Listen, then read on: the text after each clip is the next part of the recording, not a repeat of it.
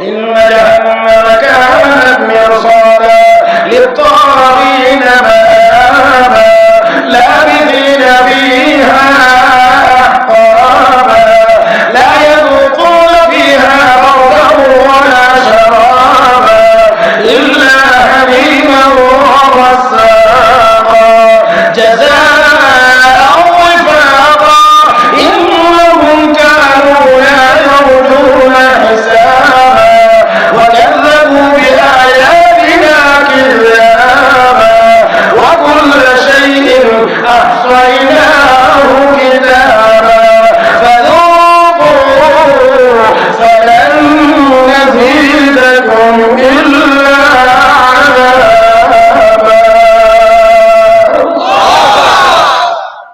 হে মুসলমান শুধু জাহান্নামের ভয়াবহতার বর্ণনা আল্লাহ দিয়েছেন আল্লাহ রাব্বুল আলামিন বলেন পরমাত্ম জায়গা লা ইয়াকুনা বিহা বারদান ওয়ালা শারাবা জাহান্নামীদেরকে ঠান্ডা পানি দেওয়া হবে না কোনো শরবত দেওয়া হবে না ইল্লা হামিমা ওয়া গাসাকা ও বন্ধুরা কেবলমাত্র ফুটন্ত গরম পানি দেওয়া হবে সেই গরম পানিতে আবার কেবল কতটুকু পরিমাণ গরম আল্লাহ তাআলা হাদিসুল গাশিয়া উজুহু ইয়াওমাইদিন গাশিয়া আমিলাতুন নাসিরা তাসলা নারান হামিয়া তুসকা মিন আইনিন আনিয়া এই তুসকা মিন আইনিন আনিয়া ব্যাখ্যা করতে গিয়ে ইমাম কুরতুবী লিখেন জাহান্নামীদেরকে যে গরম পানিটা দেওয়া হবে রে মুসলমান সামান্য গরম পানির পোড়ানো সহ্য হয় না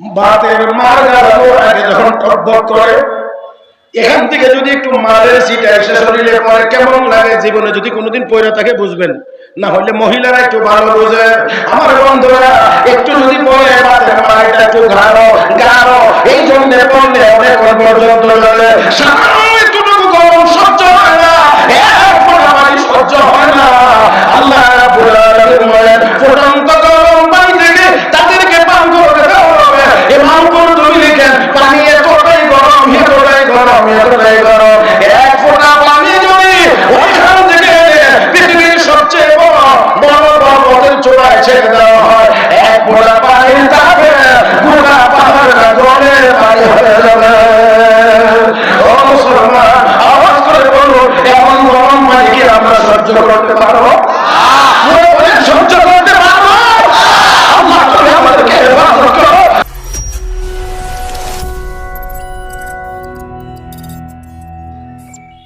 السلام عليكم ورحمة الله وبركاته الحمد لله وكفى وسلام على عباده الذين اصطفى أما بعد فأعوذ بالله من الشيطان الرجيم بسم الله الرحمن الرحيم يا أيها الذين آمنوا ادخلوا في السلم كافة ولا تتبعوا خطوات الشيطان إنه لكم عدو مبين آمنت بالله صدق الله مولانا العظيم وبلغنا رسوله النبي الأمي الكريم ونحن على ذلك لمن الشاهدين والشاكرين والحمد لله رب العالمين محبة الشتي درود إبراهيم قريب اللهم صل على محمد وعلى آل محمد كما صليت على إبراهيم وعلى آل إبراهيم إنك حميد مجيد اللهم بارك على محمد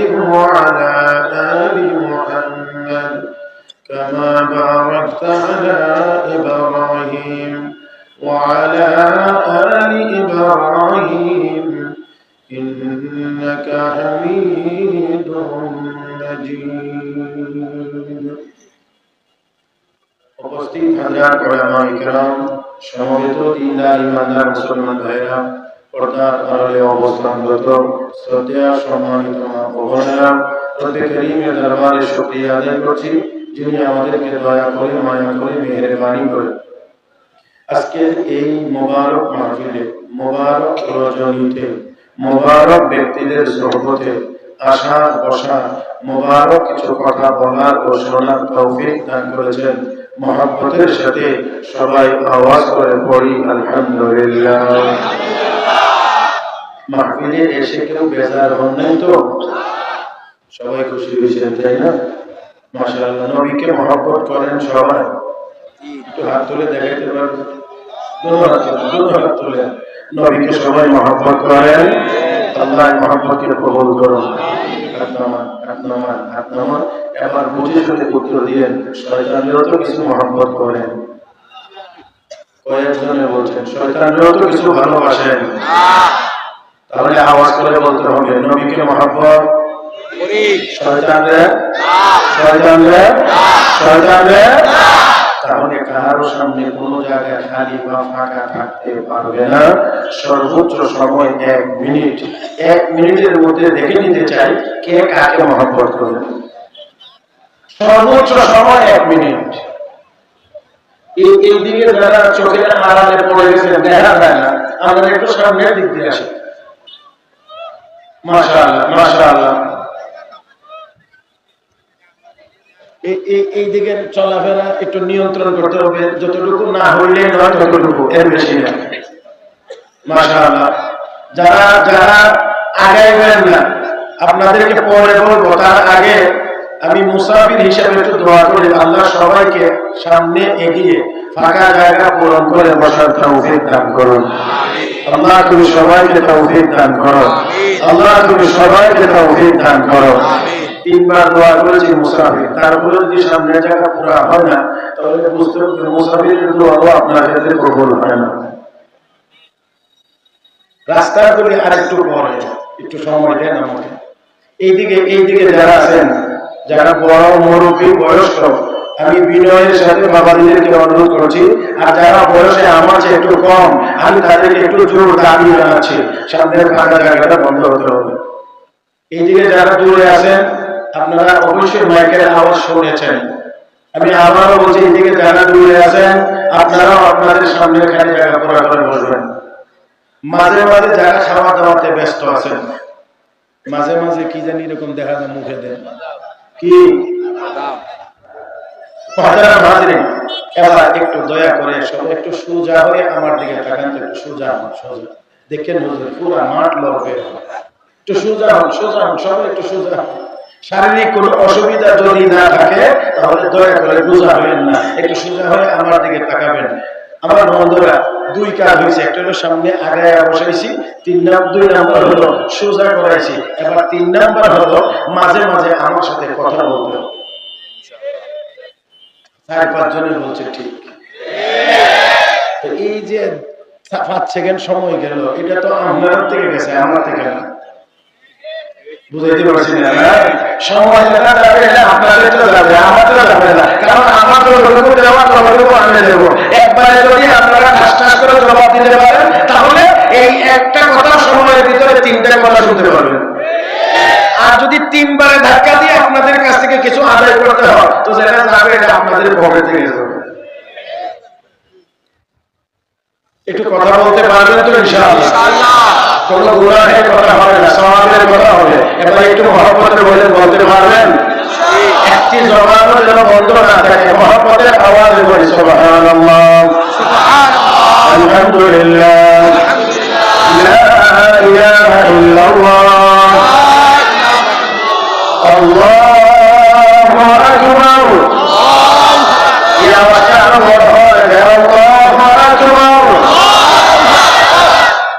মনে হয় একটু কষ্ট দিয়ে লিখেছেন যে কষ্ট দেই নাই। আলহামদুলিল্লাহ। এবার দেখেন তো, আপনারা কেউ তাকাবেন না, কেউ পিছনের দিকে তাকানোর কোনো দরকারই নেই, পিছনে কিছু নেই।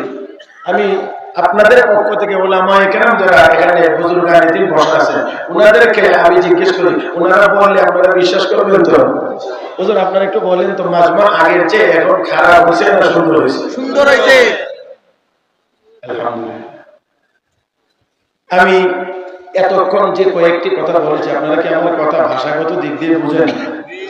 হ্যাঁ, আপনারা তো এই অঞ্চলের মানুষের ভাষা অনেক সুন্দর। হ্যাঁ, খুলনা, সাতক্ষীরা, বাগেরহাট, কুষ্টিয়া, যশোর, এই দিকের মানুষের ভাষা অনেক সুন্দর। আমাদের ভাষা এত সুন্দর না, এই জন্য কিছু কিছু ক্ষেত্রে কখনো কখনো আমার আঞ্চলিকতা কথার ভিতরে চলে আসবে। এটা মনে করবেন যে এটা আঞ্চলিকতার প্রভাব, মাফ করে দিবেন। শুনতে যদি একটু অসুন্দর লাগে তারপরেও কথার দিকে খেয়াল করবেন, ভাষার দিকে না। পারবেন তো ইনশাআল্লাহ? যদি কথা বুঝেন তাহলে সময় এখন থেকে আর এক সেকেন্ডও আমরা নষ্ট করব না ইনশাআল্লাহ। আল্লাহ যেন আমাদেরকে তৌফিক দান করেন। আমি আপনাদের খেদমতে পবিত্র কোরআনুল কারীমের সবচেয়ে বড় সূরা, সর্ববৃহৎ সূরা সূরাতুল বাকারা 208 নম্বর আয়াত তেলাওয়াত করেছি। তেলাওয়াত কিন্তু এই আয়াতে কারিমার আলোকে আপনাদের খেদমতে কয়েকটি কথা বলার আশা করেছি। আল্লাহ যেন বলবার, শুনবার, বুঝবার এবং আমল করবার তৌফিক দান করেন বলি আমিন। প্রথমেই আয়াতের শাব্দিক তরজমা বা অনুবাদটুকু শুনি। আল্লাহ রাব্বুল আলামিন বলেন, ইয়া আইয়ুহাল্লাযীনা আমানু, হে ঈমানদারগণ, হে মুমিনগণ। বুঝে থাকলে বলেন, এই ডাক কি আল্লাহ কাফেরদেরকে দিয়েছেন না আমাদেরকে দিয়েছেন? তাহলে একটু কথা এখানে বুঝে নেন। পৃথিবীতে 800 কোটি মানুষ, 200 কোটি ঈমানদার, 600 কোটি বেঈমান। তাহলে আল্লাহ যে এই আয়াতের মধ্যে ডাক দিলেন, হে ঈমানদারগণ, 600 কোটি বাদ, মাত্র 200 কোটিকে আল্লাহ লক্ষ্য করে বলেন, ইয়া আইয়ুহাল্লাযীনা আমানু উদখুলু ফিস সিলমি কাফা, ইসলামের মধ্যে পরিপূর্ণরূপে প্রবেশ করো। তরজমাটা কি বুঝতে পারছেন আপনারা? আল্লাহ ডাক দিবেন কি বলে? ঈমানদার বলে সম্বোধন করেছেন, ঈমানদার বলে ডাক দিয়েছেন। তারপরে নির্দেশ কি দিয়েছেন? ইসলামের ভিতরে পরিপূর্ণরূপে প্রবেশ করো। তাতে করে বোঝা যায় শুধু কালেমা পড়লেই পরিপূর্ণ মুমিন হওয়া যায় না। আমাদের সমাজের অনেক মানুষই এমন মনে করে, আমি কালেমা ওয়ালা মুসলমান, আমি ঈমানদার, বাস এতটুকু পর্যন্তই যথেষ্ট।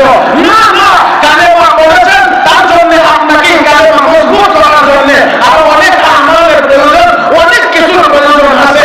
আজকে আমাদের শুধু নামকে বসতে কালেমা আছে, এই জন্য আর আমল না থাকার কারণে, অধিকাংশ মুসলমানদের আমল না থাকার কারণে 200 কোটি মুসলমানের পৃথিবীতে আমাদেরকে তাকিয়ে দেখতে হয়, হাজার মুসলমানরা নির্মমভাবে নির্যাতিত হচ্ছে। শুধুমাত্রই ঈমান পূর্ণ না থাকার কারণে। এই জন্য রব্বে কারীম বলেন, হে ঈমানদারগণ, ইসলামের ভিতরে পরিপূর্ণ রূপে প্রবেশ করো। আর আল্লাহর ওয়াদা কি? ওয়ালা তাহিনু ওয়ালা তাহজানু ওয়া আনতুমুল আ'লাউনা ইন কুনতুম মুমিনিন।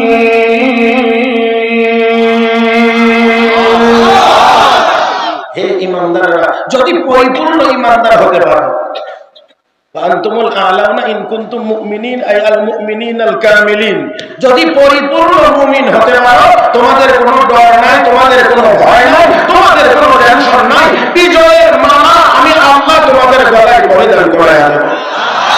কে বানায়া দিবেন? ওই বিজয়ী কে বানায়া দিবেন?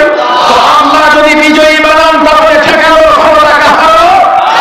আল্লাহ যদি বিজয়ী বানান ঠেকানোর ক্ষমতা কাহারো? নাই। এই দেশে ওলামায়ে কেরামদেরকে পরাজিত করে দেওয়ার হাজারো চক্রান্ত বছরের পর বছর হয়েছে। আল্লাহ কারণে ওলামায়ে কেরাম পরাজিত হয় না, যারা পরাজিত করতে চেয়েছিল তারাই হারিয়ে গেছে।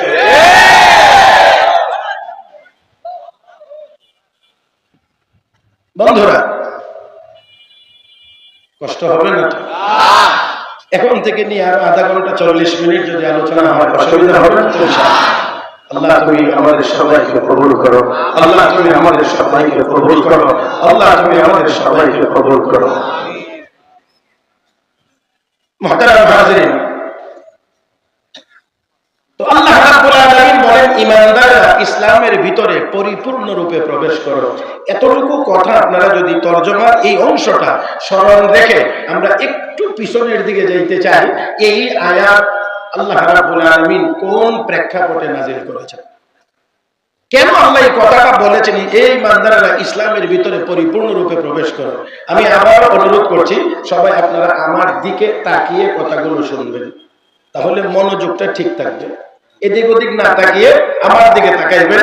আমি সময় নষ্ট হতে দিতে চাইবো না, আপনারা আমাকে একটু সহযোগিতা করবেন। আমি খুতবা খুব সংক্ষিপ্ত করেছি, রাত্র একটু বেশি হয়ে গেছে, কারণ এখানে অনেক কার্যক্রম পাগড়ি সহ অন্যান্য কার্যক্রম শেষ করতে একটু বিলম্ব হয়েছে। এই জন্য আপনারা যেন অধৈর্য না হয়ে যান, এই জন্য আমি খুতবাটা একেবারে সংক্ষিপ্ত করেছি, যাতে করে মূল কথায় তাড়াতাড়ি চলে যেতে পারি। আমার ভাইয়েরা, রাসূল আরবি সাল্লাল্লাহু আলাইহি ওয়াসাল্লামের একজন সাহাবীর নাম ছিল হযরত আব্দুল্লাহ বিন সালাম রাদিয়াল্লাহু তাআলা। এখানে আসলে যে সকল বুজুর্গানিদিন এবং বড় বড় উলামা একরাম বসা আছেন, আমি তাদের ছাত্র তরুণ। ওনাদের সামনে আসলে বয়ান করাটা অনেক কঠিন এবং খুব ভয় লাগে, তবে উস্তাদদেরকে মুরব্বীদেরকে সবক তো শোনাইতে পারবো। কি করেন আপনারা? উস্তাদের সামনে সবক শোনানো যায় না, এরকম একটু সবক শোনানোর নিয়তে আমি কিছু কথা আপনাদের খেদমতে বলছি। মুহতারাম হাজিরিন, হযরত আব্দুল্লাহ বিন সালাম রাদিয়াল্লাহু তাআলা আনহু তিনি ইহুদি ছিলেন, কালেমা পড়ে মুসলমান হয়েছেন। কি ছিলেন? ইহুদি ছিলেন। শুধু ইহুদি ছিলেন না, ইহুদিদের মধ্যে তৎকালীন সময়ের তাওরাতের সবচেয়ে বড় আলেম ছিলেন। তাহলে লোকটা সাধারণ, তাওরাতের বড় আলেম তিনি ছিলেন। ইহুদিরা তাকে এক বাক্যে নেতা মানত, এক বাক্যে তাকে নেতা মানত। শুধু নেতা মানত না, পরের কথাটা আগে একটুখানি বলে ফেলি আপনাদের বোঝার জন্য। একদিন হযরত আব্দুল্লাহ বিন সালাম নবীর দরবারে, এমন সময় ইহুদিদের একটা দল আসতেছে। হযরত আব্দুল্লাহ বিন সালাম বললেন, ইয়া রাসূলুল্লাহ, আমি একটু পর্দার আড়ালে গিয়ে দাঁড়াই, ইহুদিরা আসলে আমার ব্যাপারে তারা একটু জিজ্ঞাসা তাদেরকে। তোমরা তারা আসার পরে নবী এক পর্যায়ে বললেন, তোমাদের মধ্যে আব্দুল্লাহ বিন সালাম নামক লোকটা কেমন? তারা সবাই এক বাক্যে জবাব দিয়েছে, হুয়া খাইরুনা ওয়া ইবনু খাইরিনা। সে আমাদের মধ্যে ভালো এবং তার বাবাও ভালো, মানে ভালোর ঘরের ভালো। হুয়া খাইরুনা ওয়া ইবনু খাইরিনা, ভালো, তার বাবাও ভালো, সেও ভালো, তার বাবাও ভালো। আচ্ছা, সেই আব্দুল্লাহ বিন সালাম যদি কালেমা পড়ে মুসলমান হয়ে যায়, তখন তোমরা কি বলবা? অসম্ভব, আমাদের এই নেতা আমাদেরকে রেখে কালেমা পড়তেই পারে না। আরে যদি পড়ে ফেলে? না পড়তেই পারে না। আরে যদি পড়ে ফেলে কি বলবা? না পড়তেই পারে না। কয়বার হইল? এমনি হযরত আব্দুল্লাহ বিন সালাম বেরিয়ে এসে আশহাদু আল্লা ইলাহা ইল্লাল্লাহ ওয়া আশহাদু আন্না মুহাম্মাদান আবদুহু ওয়া রাসূলুহু, যেই মাত্র কালেমায়ে শাহাদাত জোরে আওয়াজ করে পড়ে শোনাইলেন, নগদ 180 ডিগ্রি অ্যাঙ্গেলে, আপনারা কি জানি কোন না, পল্টি জায়গায় পল্টি দিয়ে বলে, হুয়া শাররুনা ওয়া ইবনু শাররিনা, সে আমাদের মধ্যে অত্যন্ত খারাপ মানুষ, তার বাবাও খারাপ মানুষ। তার মানে খারাপের ঘরের খারাপ। এই হলো ইহুদিদের স্বভাব। আরো আসতে হবে, আরো আসতে হবে। এই হলো ইহুদিদের স্বভাব। এবার আপনারা বলেন, সেই ইহুদিরা মুসলমানের বন্ধু হতে পারে না। এদেরকে যারা সবচেয়ে বেশি সহযোগিতা করে তারা হলো খ্রিস্টান, তারাও মুসলমানের বন্ধু হতে পারে না। আমার ভাইয়েরা, সে হযরত আব্দুল্লাহ বিন সালাম অনেক বড় মানুষ। আমি আসলে মনে হয় সব কথা বলতে পারবো না, আমাকে কাটছাট করে বলতে হবে, এত সময় আপনাদের হাতেও নাই আর আমার হাতে তো আরো নাই, এই জন্য খুব কাটছাট করে আমাকে বলতে হবে। মুহতারাম হাজিরিন, হযরত আব্দুল্লাহ বিন সালাম রাদিয়াল্লাহু তাআলা আনহু তিনি কালেমা পড়ে মুসলমান হয়েছিলেন। নবী যেই দিন মক্কা শরীফ থেকে হিজরত করে যাইতে যাইতে যাইতে যাইতে যাইতে যাইতে মদিনায় প্রবেশ করতেছিলেন, সেদিন হযরত আব্দুল্লাহ বিন সালাম খেজুর গাছের উপরে ছিলেন। শাইখুত তাফসীর আল্লামা ইদ্রিস কারান্দরবী রাহমাতুল্লাহ আলাইহি তার কিতাবের মধ্যে লিখেছেন, ওই গাছের পরিচর্যায় বাগানে গাছের উপরে, খেজুর গাছের উপরে এমন সময় দেখলেন আল্লাহর নবী সাহাবায়ে কেরাম বেষ্টিত অবস্থায় মদিনায় প্রবেশ করতেছেন। দেখা মাত্রই বলে উঠলেন, আল্লাহু আকবার। গাছের নিচে ওনার এক ফুফু দাঁড়িয়েছিল, জিজ্ঞেস করে, আব্দুল্লাহ তোমার নবীর নাম মুসা আলাইহিস সালাম, তাকে দেখলে মনে হয় এতটা আনন্দিত হইতো না এই লোকটাকে দেখার কারণে যতটা আনন্দিত হয়েছে? জবাবে আব্দুল্লাহ বিন সালাম বলেন, হুজুর যে আল্লাহ মুসা নবীকে নবী বানাইছিলেন সেই আল্লাহ এই লোকটাকে নবী হিসেবে দুনিয়াতে প্রেরণ করেছেন। জীবনের প্রথম দেখা, তার আগে আর কোনোদিন দেখেন নাই, তার আগে আর কোনোদিন দেখেন নাই, কিন্তু না দেখলেও বিবরণ এমন ভাবে পড়েছেন যে দেখা মাত্রই চিনতে আর কোনো অসুবিধা নাই। আরে হযরত আব্দুল্লাহ বিন সালাম তো দেখছিলেন যখন, তখন নবীর বয়স 53 বছর, নবুয়তি জীবন 13 বছর অতিক্রম করে ফেলেছেন। আমার নবীর বয়স মোবারক যখন মাত্র, শুধু মাত্র 12 বছর। কয় বছর? 12 বছর। নবীর চাচা আবু তালেব সাথে করে নিয়ে সিরিয়ায় যাচ্ছিলেন ব্যবসার জন্য। খুব লম্বা কথাকে ছোট্ট অংশটা শুধু বলছি।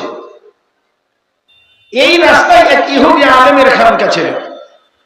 মক্কার মানুষ কোনোদিন তার সাথে সাক্ষাতের জন্য যায় নাই, ইহুদিও কোনোদিন সাক্ষাতের জন্য আসে নাই, কিন্তু যেই বছর এই 12 বছরের বালক মুহাম্মদুর রাসূলুল্লাহকে নিয়ে তারা চলছে, সেই বছর ইহুদি তার খানকা ছেড়ে দিয়ে রাস্তায় এসে অপেক্ষা করতে শুরু করেছে।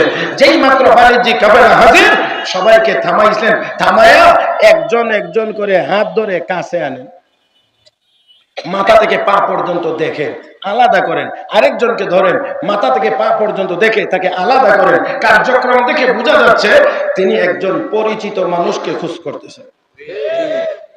চলতে চলতে 12 বছরের বালক মুহাম্মদুর রাসূলুল্লাহর হাত মুবারক পর্যন্ত গিয়ে পৌঁছে গেছেন।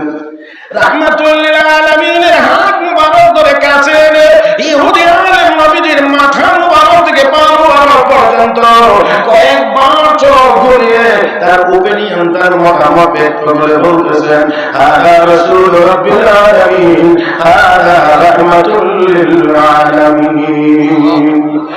এই বালকটি আল্লাহর রাসূল জগৎবাসীর জন্য রহমত। আল্লাহু আকবার। আরেকটু জোরে গান। আমার নবী রাহমাতুল লিল আলামিন, আল্লাহ রাব্বুল আলামিন, যিনি রাব্বুল আলামিন। আমার নবী রাহমাতুল লিল আলামিন, জাহাদাতের রুবুবিয়্যত খোদাকি ওয়া হাদাকে নবুওয়াত মুস্তাফা কি।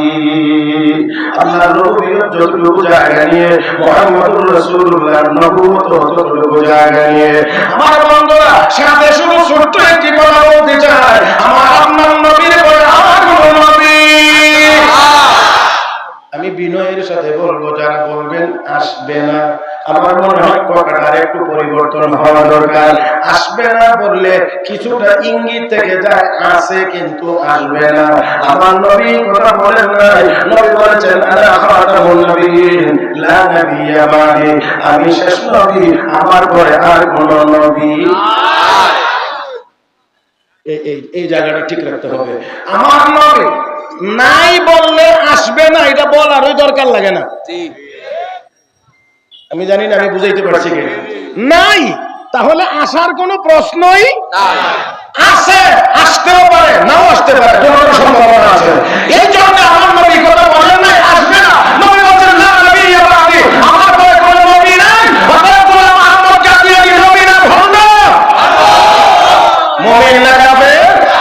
মুমিন না কাফের? এটা শুধু একেবারেই সাথে একটু কথা এড করে দিলাম, যাতে আমাদের ঈমানটা ঠিক থাকে, ঈমানটা যেন চাঙ্গা হয়। ইহুদি আলেম আমার আপনার নবীর হাত মুবারক ধরে বলছে, হাদা রাসূল রাব্বিল আলামিন, হাদা রাহমাতুল লিল আলামিন। এই বালকটি আল্লাহর রাসূল, সে জগৎবাসীর জন্য রহমত। মক্কার লোকেরা কেমনে বুঝলেন, চিনলেন কেমন করে, জানলেন কেমন করে, বুঝতে পারলেন?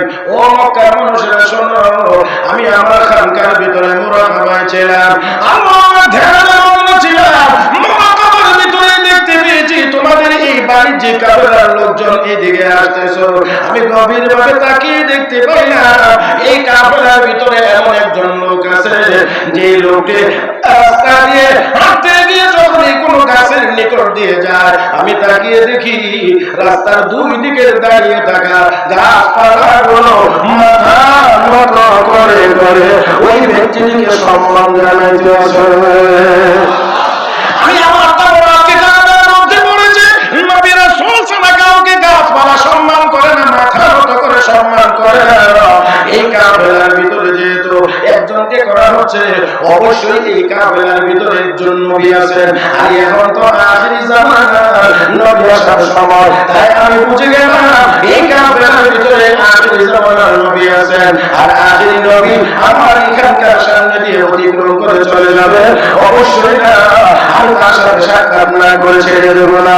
এই জন্য রাস্তায় দাঁড়াইয়া বুঝতে পারলাম তাহলে এই বালকটাকে কেমন করে নির্ণয় করলেন। এই বালকটাই সেই ব্যক্তি আল্লাহর রাসূল। দেখো আমি একজন একজন করে কাছে আনতেছিলাম আর মাথা থেকে পা পর্যন্ত দেখতেছিলাম, এটা তাওরাতের বিবরণের সাথে আমি মিলাইতেছিলাম। যখন এই বালকটির কাছে আসলাম, আসার পরেই দেখতে পাইলাম পূর্বের যুগের আসমানি কিতাবে তাওরাতের ভিতরে আখিরি জামানার নবীর সুরতের যত বর্ণনা আছে সকল বর্ণনা এই বালকটির মধ্যেও পাওয়া যাইতেছে। তাই বুঝে গেলাম এই বালকটি হলো আখিরি জামানার নবী। ও মক্কার মানুষেরা শোনো, আমাদের তাওরাতে আছে ওই নবীকে পাইলে সম্মান করো। আল্লাহু আকবার। ওই নবীকে পাইলে সম্মান করো। আর নবীর সম্মানের আসল অর্থ হলো নবীর আদর্শ গ্রহণ করা, কালেমা গ্রহণ করা। কিন্তু নবুয়তের আনুষ্ঠানিক ঘোষণা যেহেতু এখনো হয় না, এই জন্য আমি তোমাদেরকে এমন করে সম্মান করে, এমন করে আর এই ব্যক্তিকে সম্মান করতে পারছি না। তবে একেবারে সম্মান ছাড়া বিদায় দেওয়া হবে না। এখানে সম্মানটা একটু ভিন্নভাবে হবে। কিভাবে? ওই বালকটির উসিলায় তোমাদের পুরা কাফেলার লোকজনকে একবেলা দাওয়াত খাওয়াইতে চাই। কার উসিলায় কে খায় নিজেরা মিলেন, আমি এটা বলতে চাই না। ও ভাইরা, কার উসিলায় কে খাইতে আছে? আজকেও আলেম ওলামাদেরকে অনেকে ঠাট্টা বিদ্রোহ করে, কয় টাকা বেতন পায়, কয় টাকা কামাই করে। আমার বন্ধুরা, আমি বলতে চাই আলেম ওলামা দুনিয়াতে আছে বলে তোমার শিল্প ইন্ডাস্ট্রি আছে। যেদিন আলেম ওলামা থাকবে না, তোমার ইন্ডাস্ট্রি থাকবে না, তোমার শিল্প প্রতিষ্ঠান থাকবে না। আমার বন্ধুরা, কারো রাজত্ব থাকবে না।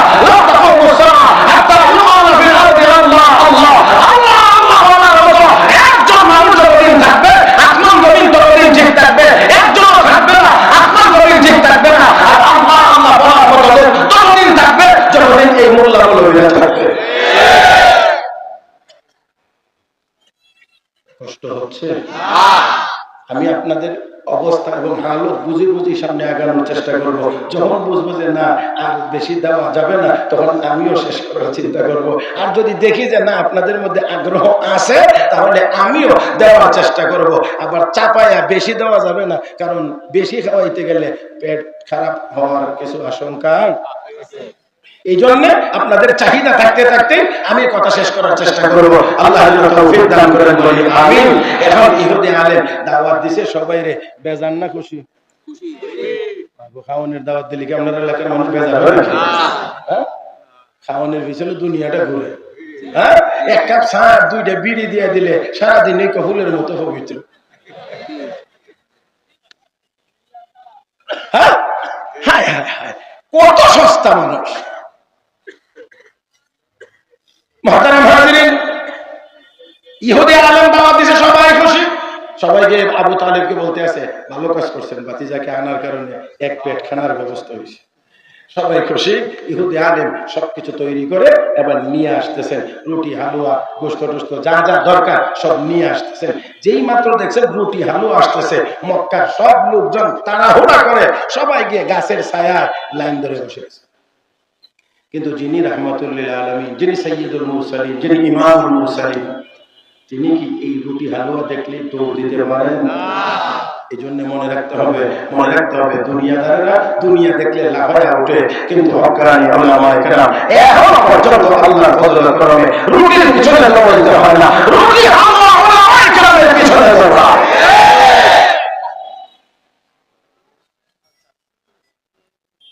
বন্ধুরা, আল্লাহ হাবিব রাহমাতুল লিল আলামিন তিনি তো তার জায়গাতে আছেন, স্বাভাবিক অবস্থায় আছেন, তারা দৌড়ে গিয়ে জায়গা দখল করে ফেলেছেন। ইহুদি আলেম রুটি বিতরণ করার আগে আবার চোখ বুলাইলেন, নাই। যদি বুঝে থাকেন, স্মরণ থাকে, তাহলে বলেন কে নাই? মুহাম্মদুর রাসূলুল্লাহ নাই। ইহুদি আলেম ওই বালকটি কোথায়?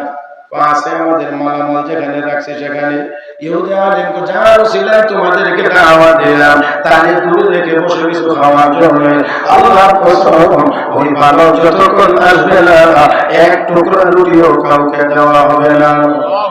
আরেকটু জোরে কাম।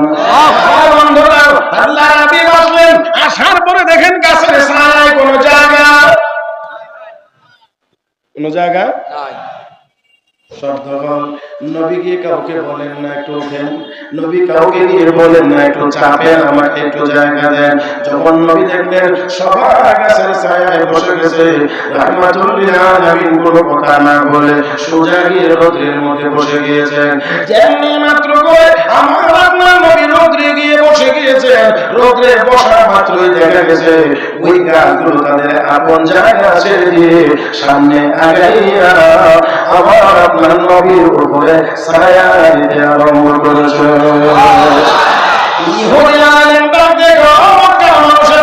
একটু আগে গাছের ছায়া উঠেছিল আমাদের উপরে, এখন মুহাম্মদের উপরে। যে লোকটি রোদ্রে গিয়ে বসে গেলে গাছ সামনে আগাইয়া ছায়া দেয়, ওই মানুষ আল্লাহর নবী ছাড়া আর কিছু হতে পারে না।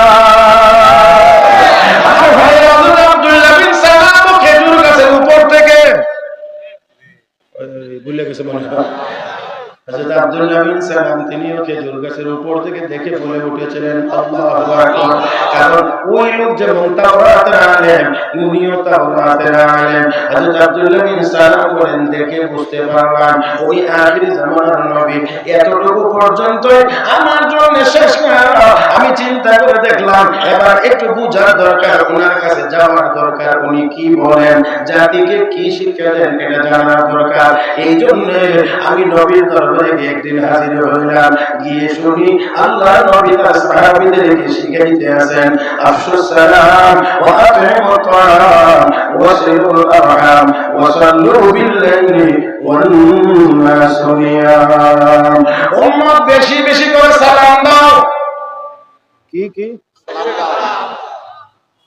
কি দেব বেশি? সালাম। বলেন কি দেব বেশি? সালাম। নিয়ত আছে নি? ইনশাআল্লাহ। মুরব্বী হুজুর যদি অনুমতি দেন তাহলে দুই একটা কথা কইতাম। একজন দুইজন মুরব্বী তো আমার পক্ষে রাখতেই পারে, মাফ করে দেন। আমাদের মধ্যে কিছু মুরব্বী আছে আমরা সালাম মুঠেও দিতে রাজি না, খালি নিতে রাজি।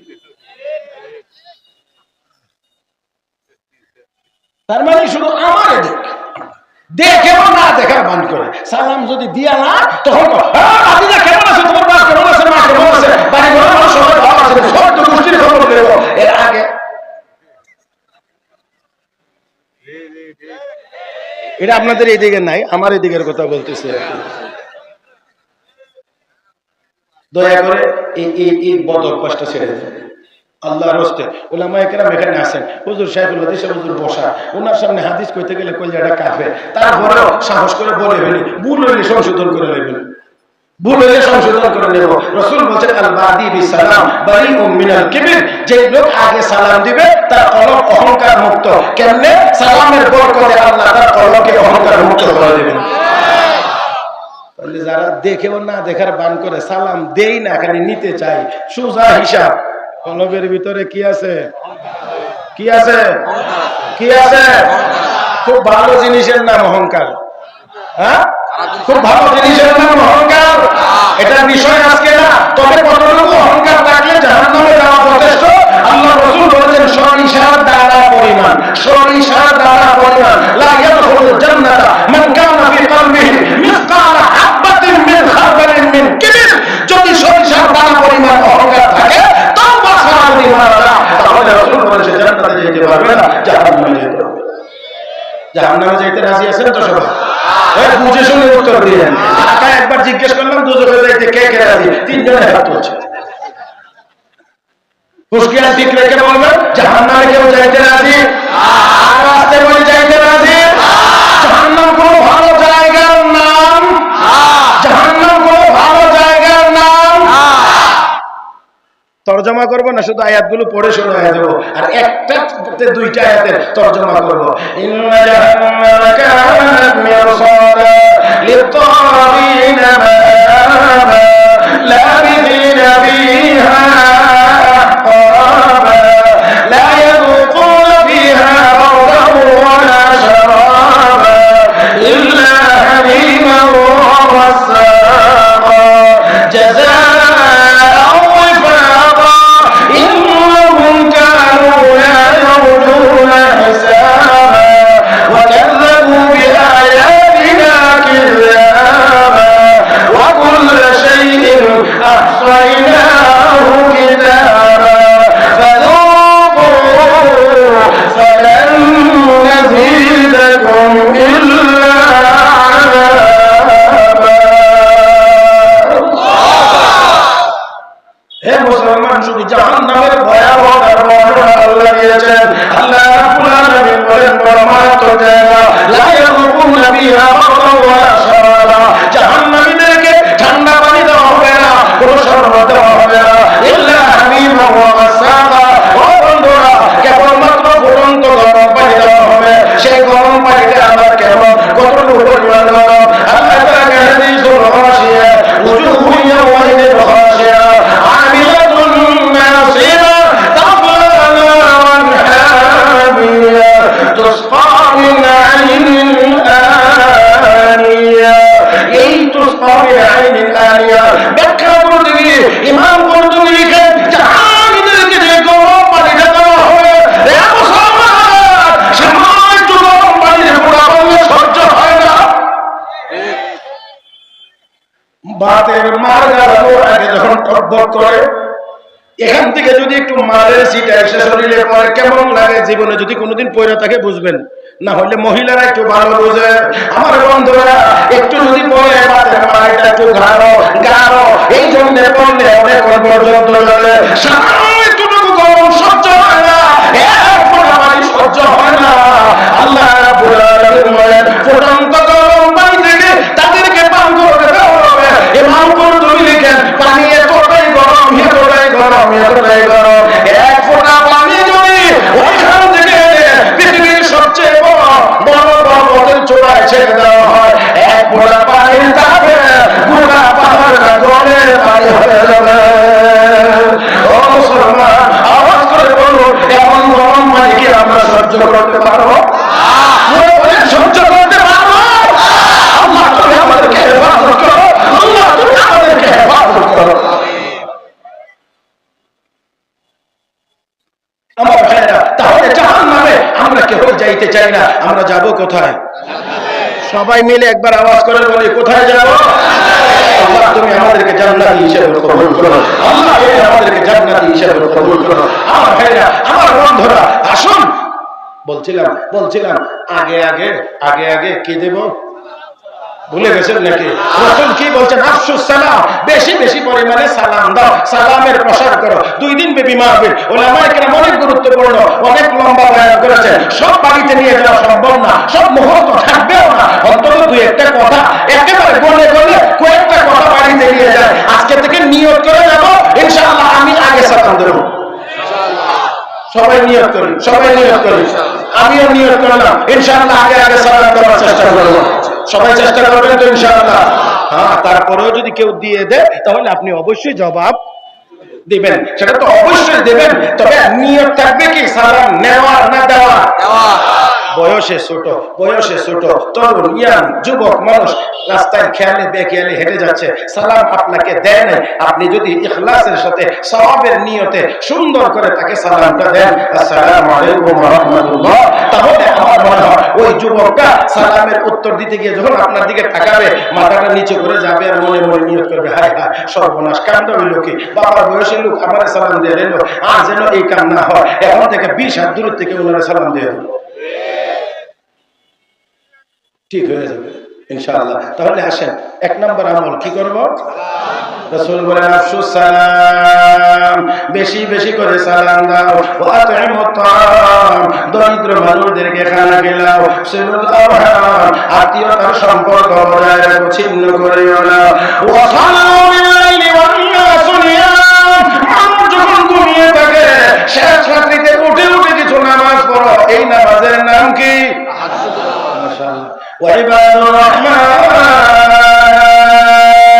الذين يمشون على الأرض هونا وإذا خاطبهم الجاهلون قالوا سلاما والذين يبيتون لربهم سجدا وقياما والذين يقولون ربنا اصرف عنا عذاب جهنم إن عذابها كان غراما إنها ساءت مستقرا ومقاما تتجافى جنوبهم عن المضاجع يدعون ربهم خوفا وطمعا ومما رزقناهم ينفقون فلا تعلم نفس ما أخفي لهم من قرة أعين جزاء بما كانوا يعملون ও মুসলমান আল্লাহ আল্লাহ কি প্রিয় বান্দা বান্দী আছে যারা রাতের শেষ ভাগে ঘুমায় না রাতের শেষ ভাগে তাদের পিঠ বিছানায় লেগে থাকে না আল্লাহ রাব্বুল আলামিনের কাছে তারা এত এত এত বেশি প্রিয় আসলে মহারানে আল্লাহ ঘোষণা দিবেন আইনাল্লাযীনা তাবাদা জুনুবুহুম আনিল মাদাজি যারা রাতের শেষ ভাগে পিঠ বিছানায় লেগে থাকে তোদের জন্য আমি নিয়ামত রেডি রেখেছি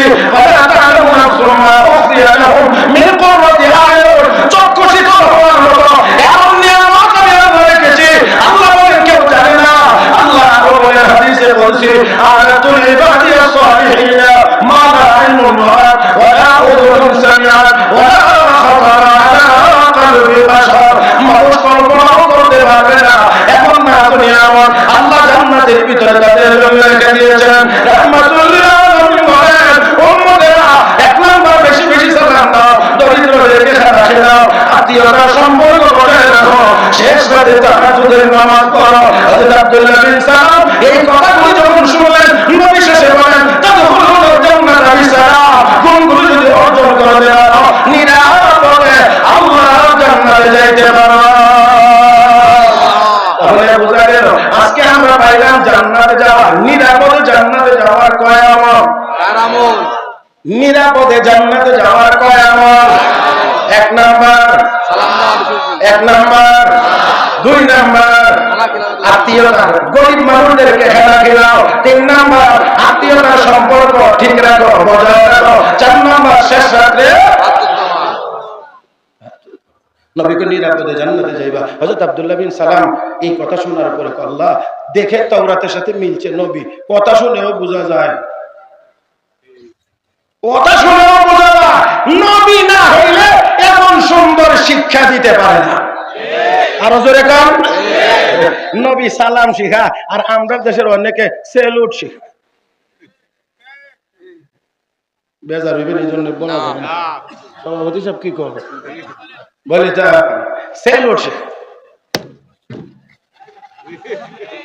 মাফ করে দেন আল্লাহর রাস্তায় মাফ করে দেন আমি দেখাইলেছি বেয়াদবি হয়েছে মাফ করে দেন আমার ভাইয়েরা আমি এটার কোনো ফুল কিনারা হয় না বুঝছি আমার মাথাও ছোট বুঝার কথাও না যে একই সাথে হাত দেখা আবার হাও দিয়া এত জোরে মাটিতে লাগতে দেয় মাটি যদি কথা বলতে পারতো আমাদের মতো তো নগদে করলে বাইরে আর একটু আসতে দে কোনো কিছু খুঁজে আর পাই না তবে একটা জিনিস পাইছি এটা আবার বললে হ্যাঁ আবার মাটিতে লাগতে হতে এটা সহজ একটা ব্যাখ্যা আমি বুঝি এটা হলো ক্ষমতায় যতদিন থাকবে উপরেরটা ক্ষমতা না থাকলে নিচেরটা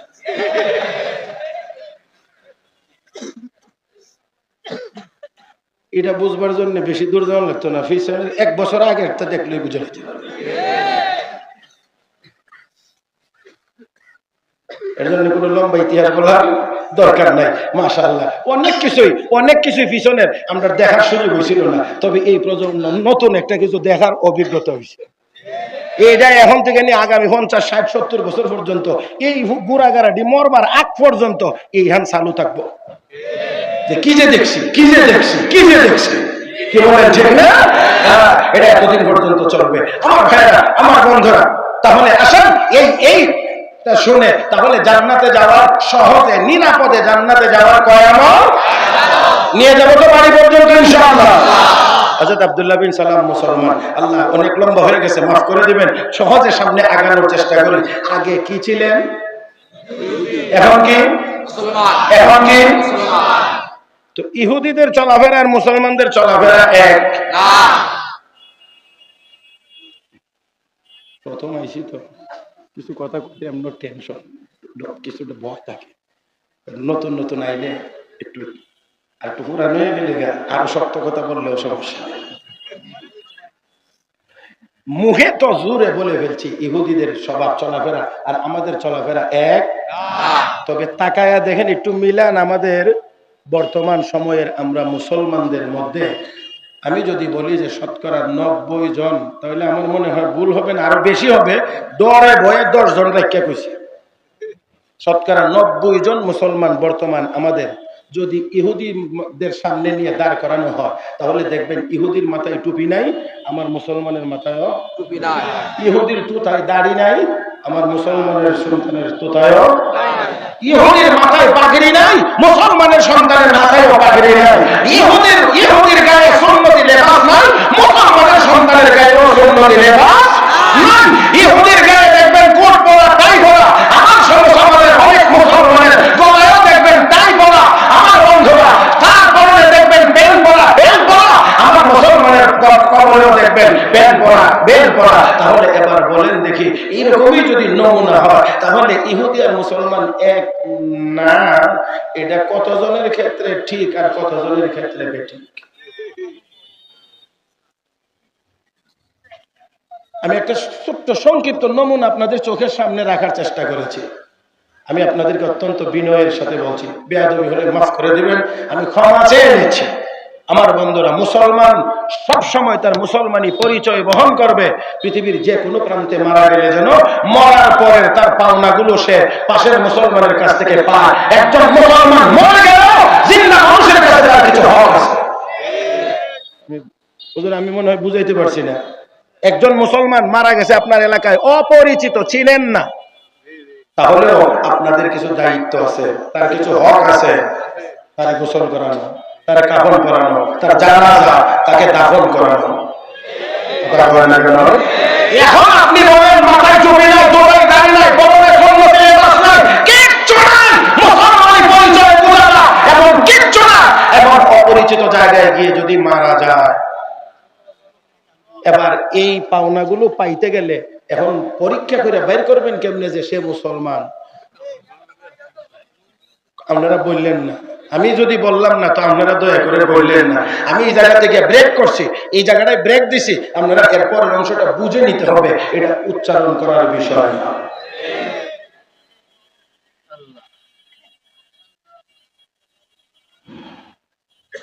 মনে হয় একটু কষ্ট পাইবেন, একটু বেশি করা হয়ে গেছে না? আমার ভাইয়েরা, ব্যক্তিগতভাবে কারোর সাথে আমার কোনো আক্রোশ নেই, কিন্তু মনের একান্ত দরদ থেকে বলছি, আমি মুসলমান। আমি যেখানেই মারা যাবো, যে কোনো জায়গায় চেনা অচেনা মুসলমান মরলেই আমি নিকটতম মুসলমানের কাছে আমি পাওনা গুরু আমি পাইতাম। দেখলেই যেন বুঝে যায় এটা তো মুসলমান। কিছু মুসলমান দৌড় দিবে মাটি কাটার জন্য, কবর খোঁড়ার জন্য, কিছু মানুষ দৌড় দিবে বাজারে কাপড় আনার জন্য, কিছু মানুষ দৌড় দিবে তাকে গোসলের জন্য, কিছু মানুষ এই কাজগুলো করে সর্বশেষ তার জন্য জানাজা আদায় করে কবরে দাফন করবে, দাফনের কাজ শেষ করে সে তার জন্য দোয়া করবে। আপনারা চান না? আপনারা আমরা সবাই চাই না? আল্লাহ তুমি আমাদেরকে কবুল করো। আমি কষ্ট হইতেছে, রাত খুব বেশি হয়ে গেছে, চলবে আর কয়েক মিনিট।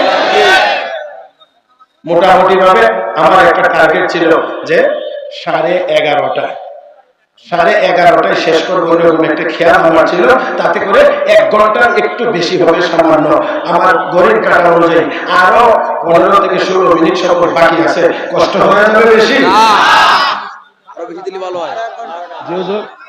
আল্লাহ হুজুর আমনে তো আমার পক্ষে থাকবে, ওনারা না হয় অনেক চাইতে পারবে, আমনে তো আমার পক্ষে থাকবে। যাক, আলহামদুলিল্লাহ, হুজুর হায়াতে আল্লাহ বরকত দান করুন। আমিন। এত বড় মানুষ, এত বড় ব্যক্তি হওয়ার পরে এইভাবে বসে থেকে কথা শুনেন আমাদের মতো ছোট মানুষের, আল্লাহ যেন এই বসাটাকে আমার নাজাতের ওসিলা বানায়। আমিন। আমার ভাইয়েরা, হযরত আব্দুল্লাহ বিন সালাম মুসলমান, আগে ছিলেন ইহুদি। তাহলে আগের জীবন আর পরের জীবন কি একরকম হবে না দুই রকম হবে? দুই রকম হবে। তো দুই রকমের মধ্যে সব দিক থেকে যত বিধানাবলী আছে সব দিকে থেকে দুই রকম। কিন্তু উনি মুসলমান হয়েছেন, পরিবারের সবাই তো আর একসাথে মুসলমান হয়ে যান নাই। এই জন্য হযরত আব্দুল্লাহ বিন সালাম দুইটা জায়গার মধ্যে একটু ভিতরে ভিতরে চিন্তা করতেছেন। বড় আলেম তো, এর মধ্যে একটা এই কথা, এই জায়গাটা একেবারে আমার দিকে তাকায় শুনবেন। তাকান তো দেখি সবাই দয়া করে, একেবারে আমার দিক। এখানে গুরুত্বপূর্ণ একটা কথা হয়তো আসবে, আমি মনে করি গুরুত্বপূর্ণ, বাকিটা আপনাদের। এখন দুইটা জায়গায় গিয়ে ওনার একটু কিটাও একটু পরেই বলতেছি। ইহুদি ধর্মে উটের গোশত খাওয়া হারাম। ইহুদি ধর্মে উটের গোশত খাওয়া হারাম। আর হারাম কাজ করা সগীরা গুনাহ না কবিরা গুনাহ? কবিরা গুনাহ। তাহলে উটের গোশত খাওয়া হারাম, কেউ যদি খায় তাদের দৃষ্টিতে কবিরা গুনাহ। ইসলাম ধর্মে উটের গোশত খাওয়া হালাল। আর হালালের অর্থ হলো খাইতে পারো। হালালের অর্থ এই না খাইতেই হবে এমন না, খাওয়ার অনুমতি আছে, খাওয়া যাবে। তাহলে বোঝা গেল না খাওয়ারও সুযোগ আছে, বাকি হালাল আছে। বাকি হালাল স্বীকার করতে হবে। আপনি না খাইলেও হালাল স্বীকার করতে হবে। উটের গোশত খাওয়া মুসলমানদের জন্য হালাল। হযরত আব্দুল্লাহ বিন সালাম চিন্তা করেন, উটের গোশত যদি এখন খাওয়া শুরু করি, বাড়ি ঘরে সবাই বিরক্ত হবে আর আমাকে বলবে এই রাক্ষস উটের গোশত খাইবার লেগে কালেমা পড়ছে। আর এদের চোখের সামনে যদি খাই, এদের ভিতরে ভিতরে শুধু রাগ গোসা বাড়তেই থাকবে। কারণ এদের চোখের সামনে উটের গোশত খাওয়া, মেজাজ গরম হবে, তো পারিবারিক কলহ, পারিবারিক দ্বন্দ্ব আরো বাড়বে। এই জন্য যেহেতু উনি আলেম মানুষ, তাই তিনি চিন্তা করলেন উটের গোশত হালাল জেনেও যদি আমি না খাই, তাহলে ইসলামের কোনো বড় বিধানের লঙ্ঘন হয় না। এই জন্য আমি হালাল মানি, কিন্তু আপাতত খাইলাম না। না খাইলে পারিবারিকভাবে ইহুদিদের সাথে আমার সম্পর্কটা একটু ভালো থাকবে। 2, ইহুদি ধর্মে শনিবার দিন মাছ শিকার করা হারাম। কোন দিন? শনিবারে মাছ ধরা হারাম। ইসলামে শনি রবি নাই, যেদিন সুবিধাও ধরো। তাহলে এখানেও ওই আগের মতোই সুযোগ, শনি রবির কোনো সম্পর্ক নাই, যেদিন ভালো লাগে সেদিন ধরো। বাকি আমি আপাতত যদি শনিবার দিন শুধু মাছটা না ধরি, তাহলে এরা সাথে আমার দ্বন্দ্বটা একটু কম থাকবে। এই যে এতটুকু সম্পর্ক, মানে ইহুদিদের সাথে তার সামান্য একটু লিয়াজু ঠিক রাখার নিমিত্তে উটের গোশত খাবে না আর শনিবার দিন মাছ ধরবে না। আমার আল্লাহর কাছে এতটুকু জিনিসও পছন্দ হয় না, এতটুকু পছন্দ হয় না। এই মুসলমান আমার দিকে তাকায় শুনছে, এতটুকু আমার আল্লাহর কাছে পছন্দ হয় না। মুসলমান হইলে তো উটের গোশত কেন খাই না? মুসলমান হইলে তো শনিবার দিন মাছ কেন ধরে না? ইহুদিদের মনোরঞ্জনের জন্য উটের গোশত খাওয়া থেকে বিরত থাকবা, শনিবার দিন মাছ ধরা থেকে বিরত থাকবা না, এটা হতে পারে না। এতটুকু যদি আল্লাহর কাছে পছন্দ না হয়, তাহলে কোন মুসলমানের বাচ্চা দুর্গা পূজায় গিয়ে ঠাকুরের সামনে প্রসাদ খাওয়ার জন্য হাত বাড়াইতে পারে না। লজ্জা লাগে না? মুসলমানের সন্তান এদের কাছে গিয়ে হাত পাতাও, শরম লাগে না?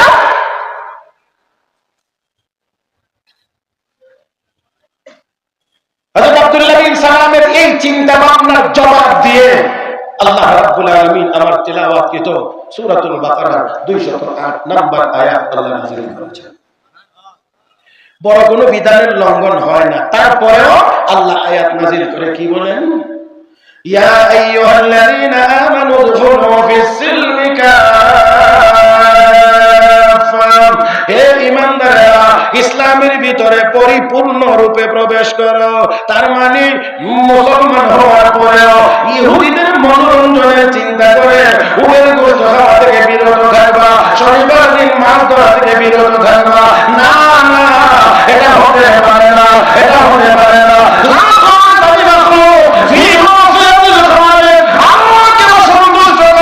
দুনিয়ার কাউকে সন্তুষ্ট করা যায় না। আমার বন্ধুরা, দুনিয়াতে যাদের হক আমাদের উপরে আছে, সবচাইতে বেশি হক আর পাওনা আমার মা বাবার হক।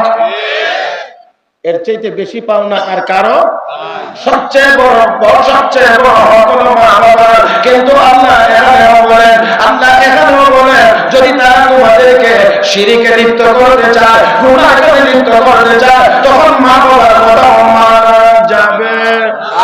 وإن جاهداك على أن تشرك بما ليس لك به علم فلا تطعهما وصاحبهما في الدنيا معروفا واتبع سبيل من أناب إلي ثم إلي مرجعكم فأنبئكم بما كنتم تعملون। তরজমা যদি কিছু বুঝে নিতেন তাহলে না হয় আমি আরেকটু তেলাওয়াত বেশি করতাম। হাফেজও না, জানিও না সবাই, আর তারপরে যতটুকু জানি এতটুকুই মনে চায় একটু তেলাওয়াত করতে, কিন্তু আমার একটু একটু তরজমা বলা লাগে, এই জন্য পারি না। কথা বুঝেন নাই? আল্লাহ তারা যদি চেষ্টা করে আমার সাথে নাফরমানিতে লিপ্ত করাইতে, তাহলে কিন্তু মা বাবার কথা মানা যাবে না। মা বাবার কথা মানা যাবে মুসলমান। তাহলে দুনিয়ার কোন ইহুদি খ্রিস্টান কোন মূর্তি পূজায় কোন নাস্তিকের কথা শুনে তাদের কোন আমরা ইসলামের সামান্যতম বিধানের ক্ষেত্রেও শিথিলতা দেখাইতে পারি না। অনেকেই বলতে চাইবেন যুগের সাথে মিলায়,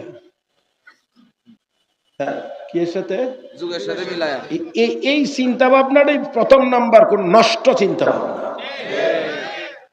যুগের সাথে আপনাকে মিলাইবেন না যুগের কোরআনের সাথে মিলাইবেন? যুগের কোরআনের সাথে। হুজুর আমি ভুল কইলে আমার সংশোধন করে দিয়েন। আপনি যুগের সাথে কোরআন মিলাইবেন না যুগের কোরআনের সাথে মিলাইবেন? সবাই আমরা এই কথা বলি, কোরআন সব সময়ের সব সমস্যার সমাধান। কোরআন রিটাই না যদি যুগের সাথে মিলান, তাহলে এই যুগে আর পর্দার বিধানের আয়াত চলবে চলবে? বলেন দেখি, আপনাদের এই খুলনা এই ডুমুরিয়ার কথাই বলেন, যে সবাই এদিকে যদি চোখরাঙ্গান, তাহলে আপনাদের চোখরাঙ্গানির ফলে মেশিন টেশিন তো দৌড় দিব, দয়া করে এদিকে তাকাইবেন না। পর্দাবেশী মহিলার সংখ্যা বেশি না বেপর্দা বেশি? পর্দা বেশি। ইনসাফের সাথে বলেন, আবেগে বললেন না, ইনসাফ করে বলেন, পর্দা বেশি না বেপর্দা বেশি? তো যুগের সাথে মিলাইতে গেলে কোরআনের আয়াত একটু ঘষা মাজা করা লাগবে, একটু ঘষা মাজা করা লাগবে, না হইলে মিলানোর তো কোনো উপায় নাই। যুগের সাথে মিলাইতে গেলে কোরআন খোলেন, কোরআন কি বলে? يا نساء النبي لستن كأحد من النساء إن اتقيتن فلا تخضعن بالقول فيطمع الذي في قلبه مرض وقلن قولا معروفا وقرن في بيوتكن ولا تبرجن تبرج الجاهلية الأولى وأقمن الصلاة وآتينا الزكاة وأطيعنا الله ورسوله إنما يريد الله ليذهب عنكم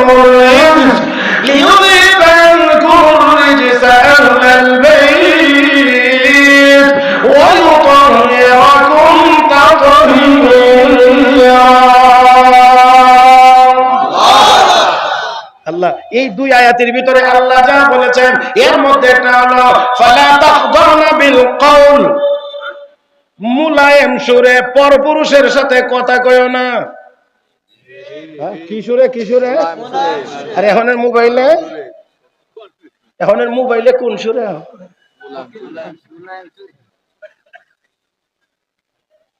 তাহলে আয়াতে একটু ঘষা মাজা করা লাগবে। কোরআনের আয়াতে ঘষা মাজার কোনো সুযোগ আছে তো?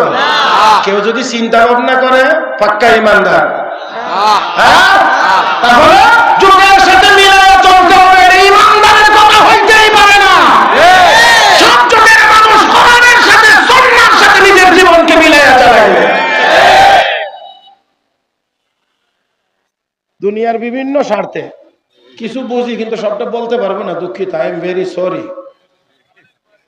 সব বলতে পারবো না, কিছু দুনিয়ার স্বার্থে একটু মিলাইয়া চলতে হয়। হ্যাঁ, ইসলামকে একটু মডারেট করতে হয়। দয়া করে এই কাজগুলো থেকে বিরত থাকেন আল্লাহর হস্তে।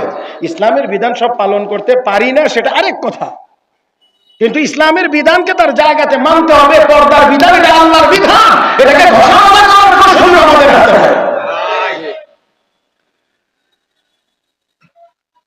যাক, আমি জানি না, যারা বুঝবার তারা বুঝছেন, আর যারা বুঝেন নাই এই জায়গা না হয় কত না হয় বুঝলেন আর কি। কিতাবের সব পড়াতেও আমরা বুঝছি না পড়বার সময়, কিছু জায়গা থেকে যায় আর কি, এরকম থেকে যায় আমার ভাইয়েরা।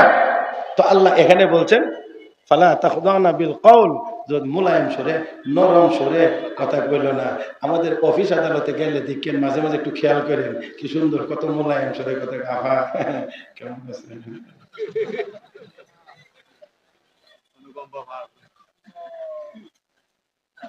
তারপরে আল্লাহ বলছেন ওয়াকারনা ফি বুয়ুতিকুন্না। এটা কি আমার কথা না আল্লাহর কথা? আল্লাহর কথা। ও মুসলমান মহিলারা, ঘরে থাকো, ঘরে থাকো, ঘরে থাকো।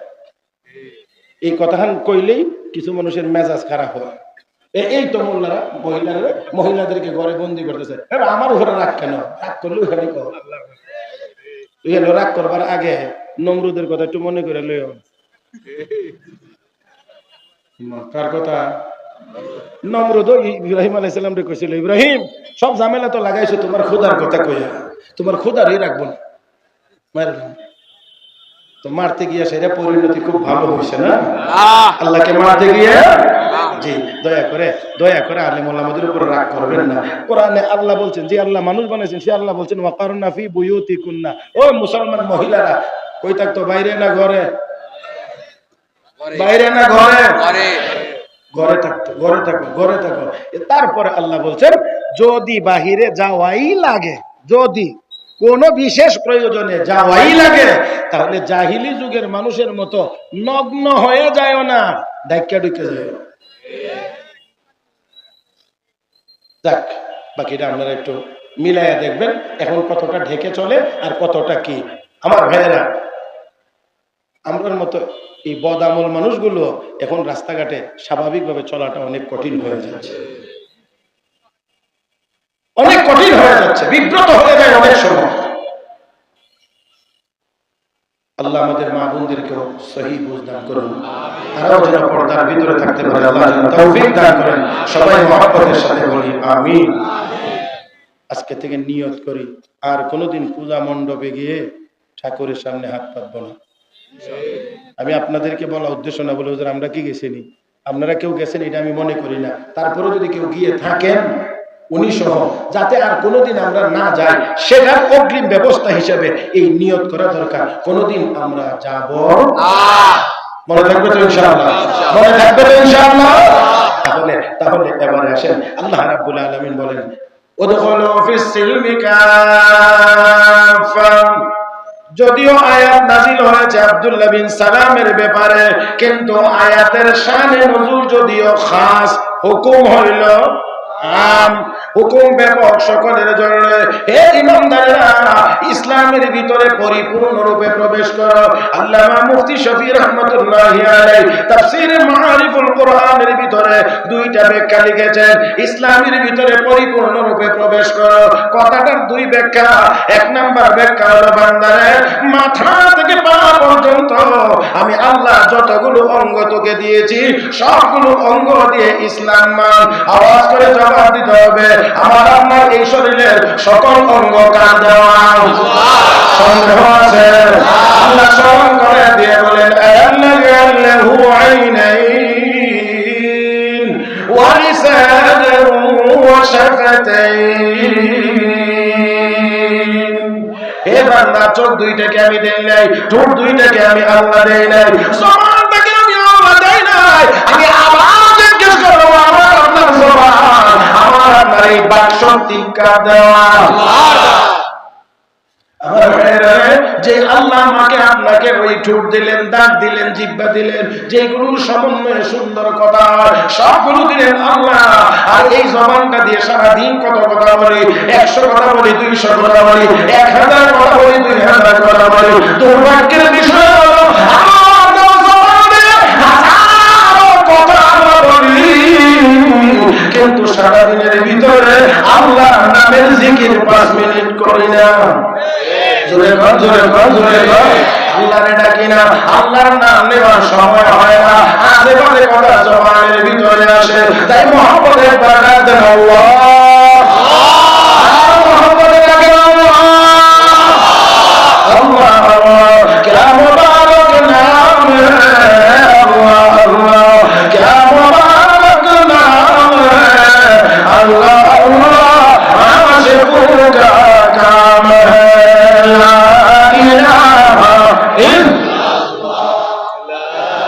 জবান একটা বন্ধ থাকবে না, মুহাম্মদের আওয়াজে লা ইলাহা ইল্লাল্লাহ, লা ইলাহা ইল্লাল্লাহ, লা ইলাহা ইল্লাল্লাহ, লা ইলাহা ইল্লাল্লাহ, لا إله إلا الله محمد رسول الله। ইনসাফের আওয়াজে বলেন বেমজা না মজা, আওয়াজে বলেন বেমজা না মজা। কিন্তু এত মজা জিকির করতে, এত মজা কোরআনের তিলাওয়াত করতে, আজকে মুসলমান কেমন করে আমরা গানের পাগল হতে পারে?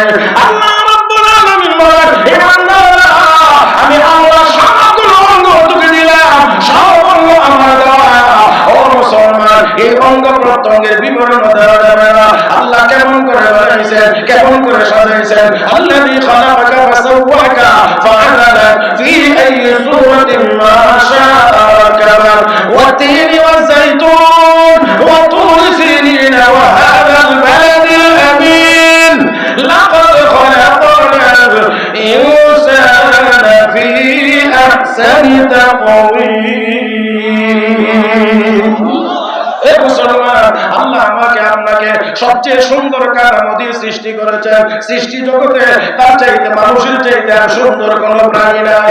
আমার ভাইরা, আল্লাহ বলেন বান্দা সবগুলো অঙ্গ আমি দিলাম, আমার দেওয়া অঙ্গ দিয়ে ইসলামের ভিতরে পরিপূর্ণরূপে প্রবেশ কর। এর অর্থ হলো সবগুলো অঙ্গ দিয়ে আমার বিধানগুলো মান, আমার বিধানগুলো মান। চোখ দিয়ে ইবাদত, মুখ দিয়ে নাফরমানি এমন না, মুখ দিয়ে ইবাদত, পা দিয়ে নাফরমানি এমন না, পা দিয়ে ইবাদত, হাত দিয়ে নাফরমানি এমন না। হে বন্ধু, হে বান্দা, আল্লাহ বলেন বান্দা উপর দিয়ে আমার ইবাদত আর ভিতর দিয়ে কাফেরদের সাথে যোগাযোগ। আসেনি এমন? আসেনি এমন? উপর দিয়ে ভালো দেখা, বড় সুন্দর ইসলামের পক্ষে, ইসলামের দরদি, ভিতরে ভিতরে وَإِذَا لَقُوا الَّذِينَ آمَنُوا قَالُوا آمَنَّا وَإِذَا خَلَوْا إِلَى شَيَاطِينِهِمْ قَالُوا إِنَّا مَعَكُمْ إِنَّمَا نَحْنُ مُسْتَهْزِئُونَ। ইমানদারদের সামনে আসলে আমান্না, আর আড়ালে গেলে আসি আসি সাথে। আল্লাহ আমাদের সবাইকে এই দ্বিমুখী নীতি পরিহার করার তৌফিক দান করুন। আমিন। তো 1 নাম্বার ব্যাখ্যা হলো সকল অঙ্গ দিয়ে ইসলাম মানা। 2 নাম্বার ব্যাখ্যা হলো আল্লাহ বলেন উদখুলু ফিস সিলমি কাফা, ইসলামের ভিতরে পরিপূর্ণরূপে প্রবেশ করো। এর অর্থ হলো ইসলামের সবগুলো বিধান মানো। কয়টা মানো? জোরে কর, সবগুলো। এই সবগুলো বলতে আবার কদ্দুর কত বড়, এটা আবার অনেক অনেক বড় বিষয়। ইসলামের বিভাগ 5টা। বাংলাদেশের কথা কইছি না, গাছ লাগায় না আবার কইবেন হুজুরে কিছু বিভাগ 5টা, কারণ সবাই তো সব কথা শুনেও না, কথা বুঝেন না। কিছু কথা যদি না শুনে তো ঝামেলা আছে না। ইসলামের এই শব্দটা যদি বাদ দিয়া পরের অংশটা শুনে তো কইব উনি 5টা বিভাগ 5টা করলো কেমনে। এজন্য আমি এই জন্য সবাই একটু জাগ্রত রাখার চেষ্টা করি যাতে ভুল না শুনতে পারে, কথা বুঝেন নাই। ইসলামের বিভাগ 5টা, কয়টা? তাহলে 5টা মিলে, যেমন আমাদের বাংলাদেশের বিভাগ কয়টা? হ্যাঁ 8টা। তো 8টা মিলাইয়া বাংলাদেশ, তাহলে নাকি বিভাগ যদি 8টা হয় তাহলে 8টা বিভাগ মিলাইয়া বাংলাদেশ। তাহলে ইসলামের বিভাগ 5টা, তাহলে 5টা মিলাইয়া ইসলাম। 1 নাম্বার আকায়েদ।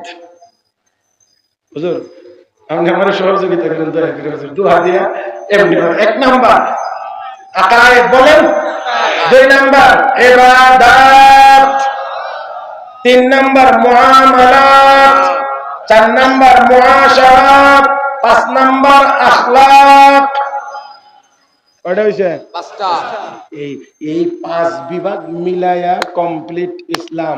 শুধু মসজিদে গিয়ে নামাজ পড়া কমপ্লিট ইসলাম না। রাগ করবেন মনে হয়, এই জন্য বলতে পারবো না। নামাজের বেলায় আগের কাতারের মুসল্লি, গানের মজলিসেরও সভাপতি।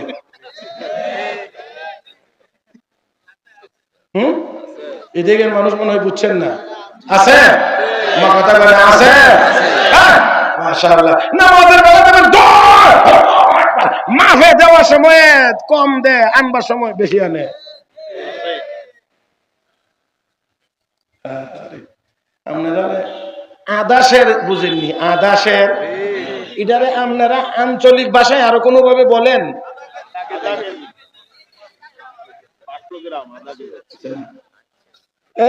এইটা কইতেন কইলা আটশের, আমি কি কইছি, কি বুঝছেন আপনারা? 8 শের মানে আধা শের, তাই না? জি, এইটা বুঝলে একটা ছোট্ট গল্প বলবো, বুঝতে সুবিধা হইব, মজা পাবেন। এই জন্য আগে বুঝতে মানে আমি জানি না লইলাম যে কোনটা বলেন আপনারা। আমাদের এদিকে এটা আপনারা কোন 8 শের, আমাদের এদিকে 8 জের, কথা বলছেন না? তাহলে এখন তো 8 জের কইলো তো আপনারা আপাতত বুঝবেন তো, এটা বলার জন্য বলছি না, শুধু এই মুহূর্তে বুঝার জন্য। বেটা নামাজও খারাপ হইছে, বুঝেন না? দোকানদারি করে মসজিদে যাইবা সুযোগ হয়েছে না, কোন রকম মজু করে দোকানে তো নামাজ। এমন সময় বাতি যাইছে তেল নেওয়ার জন্য, তেল তো তেল নিতে আসবে, চাচা তেল দেন, বাতি যা মাইপা লয়ে যাও, নিজেই মাইপা নিয়ে যাও। নিবে কদ্দুর? আধা শের। এবার আমি আধা শের বাদ দেন, 8 শেরও বাদ দেন, 8 জের। এখন এ বেচারা মনে করছে চাচা তো নামাজই পড়ে, ভরা শুরু করছে 2 লিটারের বোতল।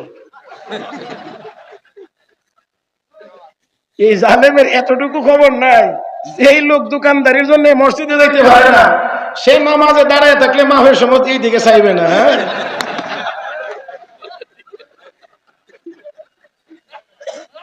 হ্যাঁ, বোতল ভরা শুরু করছে।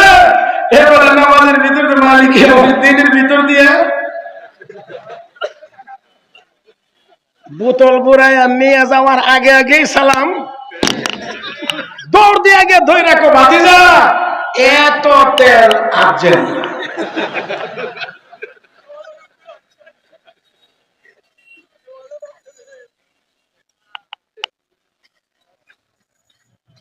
কষ্ট পাইছেন না? এই কাজের লোক আমরা হাটাজারি মাদ্রাসায় যখন পড়ি, শুক্রবার হইলে একটু গোস্ত আনতে যাই, নেশারা তার গোস্ত লাইন দেখাইবার মতো সুযোগ না, নিজের লাইন দেখানো লাগতো, এখনো খা রান্না করে খাওয়া লাগতো, তাছাড়া আর কোনো উপায় নেই। কি বাবরছি আমি, বুঝলেন না? আলু ভর্তা ডাইল ছাড়া বেশিরভাগ খাওয়া হয় এইটা দিয়ে হইতো, এছাড়া সহজ আছে ডিম ভাজি। এর চেয়ে ভালো রান্না জানলে না, ইলিশ মাছ মোটামুটি 1 কেজির চেয়ে একটু কম বেশি দাম হইলো 15 টাকা কেজি, মাত্র 15 টাকা। আর যেটা 1.5 কেজি 1.5 কেজি এটা হইলো 25 টাকা। তো মাঝে মাঝে এইটা না মোটামুটি বাজলেও খাওয়াইলাম। তো গরুর গোস্ত আনলে যখন দে তাকে দিই মানে ভাল্লা একবার ডাবাইয়া দিছে, মনে মনে করি মাশাআল্লাহ কত মায়া ছাত্রদের জন্য। কথা বুঝেন না, করে ডাবাইয়া দিছে।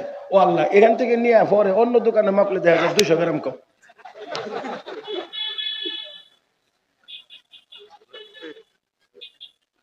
কয়দিন যাওয়ার পরে খবর পাইলেছে ছাত্ররা যে ঘটনা কি, এভাবে পরে গিয়ে খুঁজতে দেখা গেছে ওই পাল্লার নিচে চুম্বক লাগাই রাখছে। এটাই 2 কেজি, এটাই 200 গ্রাম, বুঝেন না? নিচে লাগাই রাখছে। এখন তো অটো 200 গ্রাম তো এমনি যা, তো একটু কাজ করে দিলে তো কোনো সমস্যা। দেখা যায় 1 কেজির চেয়ে বেশি দিয়ে আনাইছে, মাপলে গিয়ে দেখা যায় 200 গ্রাম।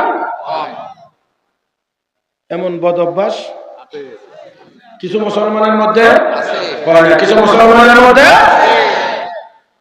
সব ঠিক করতে হবে। আমি এই জন্য কয়েকটা শুধু বলছি এমনি এলোপাতারি, নইলে বিভাগ কয়টা? 5টা।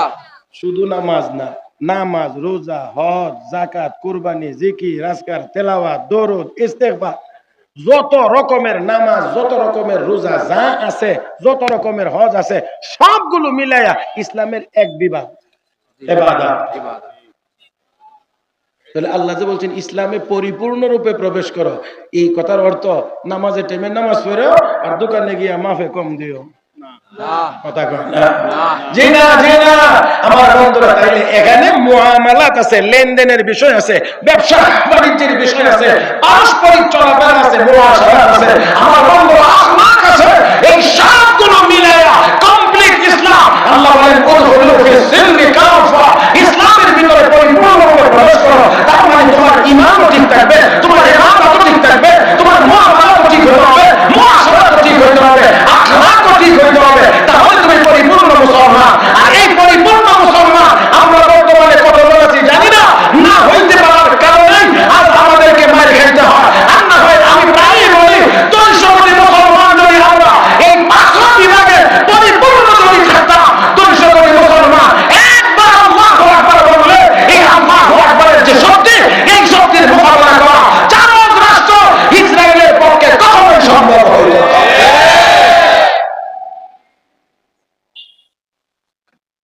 কিন্তু হয় কেন? ওই যে আমরা মনে করি 2-1 রাকাত নফল নামাজ পড়লে হুজুর কি মাফ করে দিয়ে, এমন বহু নফল এই এলাকার সবচেয়ে বড় সুদখোর। হ্যাঁ জি নাই? এমন বহু নফলওয়ালা এই এলাকার সবচেয়ে বড় ঘুষখোর। আপনাদের এদিকে কেউ ঘুষ টুস খায় এটা মনে করি না, আমি এটা মনে করি না, এটা আমার এলাকার আলোকে বলছি আর কি। আমার ভাইরা, আর যদি এই এলাকায় কেউ খায় তাহলে আমরাও বলছি আছে আছে। হ্যাঁ, এটা আবার যদি আল্লাহ হায়াতে বাঁচায় রাখলে কোন সময় যদি আবার এরকম সুযোগ হয় তাহলে ওই দিন, আজকে আর না। তবে আমি এতটুকু বলছি, আল্লাহ যে বলছেন ইসলামে পরিপূর্ণ রূপে প্রবেশ করো, তাহলে 2টা কথা পাইলাম, সব বিধান মানো, সকল অঙ্গ দিয়ে মানো। তাহলে হইল কি, ইসলামের যাবতীয় বিধান শরীরের সকল অঙ্গ দিয়ে যদি আমরা মানতে পারি তাহলে পরিপূর্ণ ঈমানদার। আর পরিপূর্ণ ঈমানদারের জন্য আল্লাহর পক্ষ থেকে ঘোষণা, ওয়া কানা হাক্কান আলাইনা নাসরুল মুমিনিন, ঈমানদারকে সাহায্য করা আমি আল্লাহর কাজ। পরিপূর্ণ মুমিন হতে পারলে দুনিয়াও আমাদের, পরকালও আমাদের। জোরে কার, দুনিয়াও আমাদের, পরকালও আমাদের। দুনিয়া আর পরকাল 2টা জায়গা থেকে 2 আয়াত তেলাওয়াত করে তরজমা একটু আংশিক বলে আজকের মতো আলোচনা শেষ করব। আল্লাহ রাব্বুল আলামিন বলেন, وعد الله الذين آمنوا منكم وعملوا الصالحات ليستخلفنهم في الأرض كما استخلف الذين من قبلهم وليمكنن لهم دينهم الذي ارتضى لهم وليبدلنهم من بعد خوفهم أمنا يعبدونني لا يشركون بي شيئا ومن كفر بعد ذلك فأولئك أصحاب النار ومن كفر بعد ذلك فأولئك هم الفاسقون। আল্লাহ কয়, ঈমানদার যদি হতে পারো, নেককার যদি হতে পারো, আমি ওয়াদা করলাম এই পৃথিবীর আল্লাহ নেককার ইমানদারদের হাতে দান করো। আরো আছে, শুধু উদ্দুর বলছি, আর যদি ইমানদার নেককার হতে পারি রব্বে করিমের পক্ষ থেকে আরো ঘোষণা আছে। সেই ঘোষণা হলো আরো বড় জান্নাতের ঘোষণা, ইন্নাল্লাযীনা আমানু ওয়া আমিলুস সালিহাত কানাত লাহুম জান্নাতুল ফিরদাউসি নুজুলা খালিদিনা ফিহা লা ইয়াবগুনা আনহা হিওয়ালা। আল্লাহ বলেন ইমানদার নেককার যারা হবে আমি আল্লাহ তাদেরকে জান্নাতুল ফিরদাউসের মেহমান বানাইব, চিরকাল জান্নাতের ভিতরে থাকবে। ও মুসলমান, তাহলে আসুন আল্লাহ আমাদেরকে ডেকে ডেকে বলেন, হে ইমানদাররা, ইসলামের ভিতরে পরিপূর্ণ রূপে প্রবেশ কর। পরিপূর্ণ রূপে প্রবেশ করতে পারলে দুনিয়াও তোদের আর আখিরাতও তোদের, জান্নাতও তোদের। তাই আসলে এই দুনিয়াতেও আমরা যদি শান্তি চাই, আমরা যদি আরামে থাকতে চাই, পরকালে যদি জান্নাতে যেতে চাই, তাহলে অবশ্যই ইসলামের ভিতরে পরিপূর্ণ রূপে প্রবেশ করার আর কোনো বিকল্প। আল্লাহ বলেন ওয়ালা তাত্তাবিউ খুতুওয়াতিশ শাইতান, শয়তানের পদাঙ্ক অনুসরণ করিও না, ইন্নাহু লাকুম আদুউম মুবিন, নিশ্চয়ই শয়তান তোমাদের প্রকাশ্য। মাশাআল্লাহ মাশাআল্লাহ, শয়তান আমাদের বন্ধু না শত্রু? শত্রুকে শত্রু হিসেবে গ্রহণ করতে হবে। ইন্নাশ শাইতানা লাকুম আদুউন ফাত্তাখিযুহু আদুওয়া, আল্লাহ কয় শয়তান তোমাদের শত্রু, তাকে শত্রু হিসেবে গ্রহণ করো। আমার ভাইরা, আল্লাহর কোরআনে আল্লাহ আমাদেরকে আমাদের শত্রু যাদেরকে বলছেন তাদেরকেও শত্রু হিসেবেই গ্রহণ করতে হবে। তাই আসুন, শয়তানের পথ হলো গুনাহের পথ, যত কাজ গুনাহ এটাই শয়তানের পথ। তাহলে সব রকমের গুনার কাজ পরিহার করতে হবে। ইসলামের সকল বিভাগের যাবতীয় বিধানগুলো শরীরের সকল অঙ্গ দিয়ে মানার মাধ্যমে পরিপূর্ণ মুসলমান হয়ে আমরা যেন দুনিয়া থেকে বিদায় গ্রহণ করতে পারি। আল্লাহ আমাদের সবাইকে তৌফিক দান করুন। মহব্বতের সাথে সবাই বলি আমিন। সুবহানাল্লাহি ওয়া বিহামদিহি, সুবহানাল্লাহিল আযীম।